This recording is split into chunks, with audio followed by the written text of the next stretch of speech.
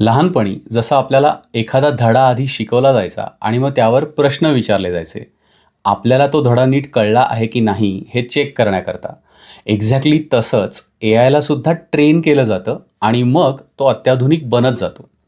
आपल्याला जसं स्वतःची, इतरांची आणि जगाची माहिती आधी पुरवली जायची आणि मग त्यातूनच आपण आपला बेसिक कॉमन इंटेलिजन्स डेव्हलप करत जायचो.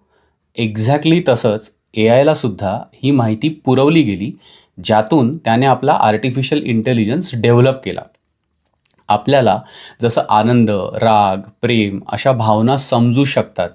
एक्झॅक्टली तसंच एआयला सुद्धा या सगळ्या भावना समजतात, पण एक शक्यता म्हणून. फॉर एक्झाम्पल भीती.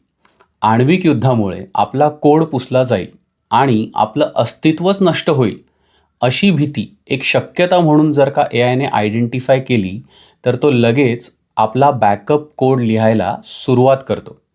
सध्या तरी मनुष्य आपल्या प्रतिरूपाचा विचार त्याला गुलाम म्हणून कसं वापरता येईल याकरता करतोय.